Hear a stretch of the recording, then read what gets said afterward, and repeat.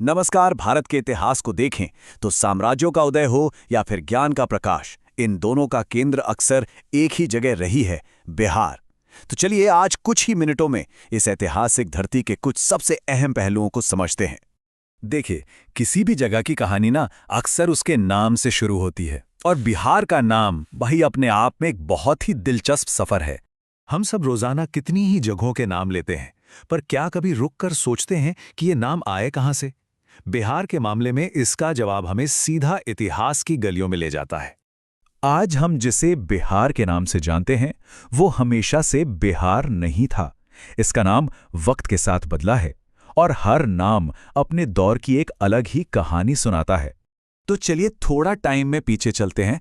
वैदिक काल की बात करें तो इस इलाके को प्राच्य कहा जाता था, मतलब पूर्वी प्रदेश।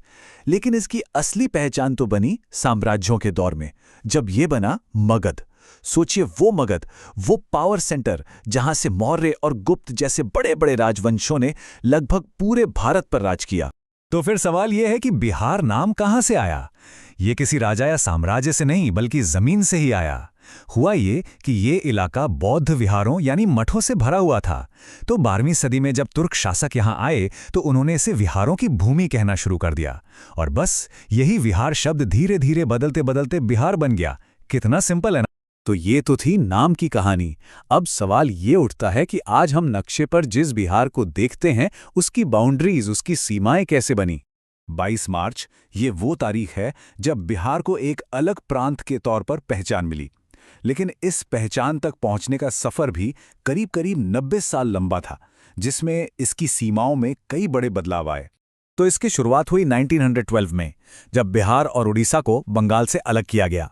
फिर 1936 में उड़ीसा एक अलग प्रांत बन गया, और आज़ादी के बाद जो सबसे बड़ा बदलाव हुआ वो था साल 2000 में, जब इसके दक्षिणी हिस्से को अलग करके झारखंड राज्य बनाया गया।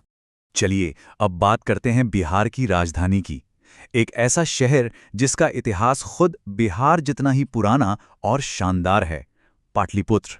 आज जिसे हम पटना के नाम से जानते हैं, वो कोई नया शहर नहीं है। अरे ये तो उसी जगह पर बसा है जहां कभी प्राचीन भारत की भव्य राजधानी पाटलिपुत्र हुआ करती थी। ज्ञान, संस्कृति और सत्ता का एक जबरदस्त केंद्र। ये बात बहुत दिलचस्प है कि एक ही शहर की स्थापना 2 बार हुई।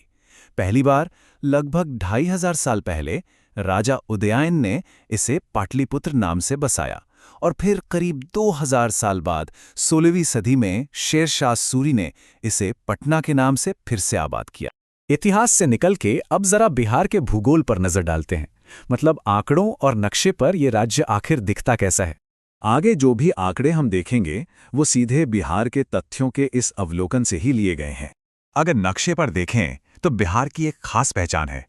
ये लगभग एक रेक्टेंगल यानी आयत जैसा दिखता है।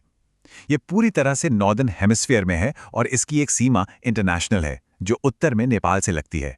इसके अलावा ये 3 भारतीय राज्यों से घिरा हुआ है। अब जरा इसके साइज को देखिए। ये उत्तर से दक्षिण के मुकाबले पूरब से पश्चिम की ओर ज्यादा फैला हुआ है, लगभग 48 किलोमीटर। और एक खास बात यह है कि ये एक समतल मैदानी राज्य है। समुद्र तल से इसकी औसत ऊंचाई सिर्फ 53 मीटर है, और यही चीज इसे खेती के लिए बहुत ज्यादा उपजाऊ बनाती है। ये 483 किलोमीटर का फासला सिर्फ एक नंबर नहीं है। इससे राज्य की विशालता का अंदाजा लगता है। जब इसके एक छोर से दूसरे छोर तक कोई सफर करता है तो बोलियों में, खान पान में और परंपराओं में भी हल्के फुल्के बदलाव देखने को मिलते हैं। तो हमने बिहार के नाम की कहानी देखी, उसकी सीमाओं के बनने का सफर समझा, और उसके भूगोल की भी एक झलक ली। एक ऐसी धरती जिसने अतीत में बड़े बड़े साम्राज्य खड़े किए और दुनिया को ज्ञान का रास्ता दिखाया। अब सवाल यही है कि इतने शानदार इतिहास की नींव पर बिहार अपने भविष्य की कौन सी नई कहानी लिखेगा।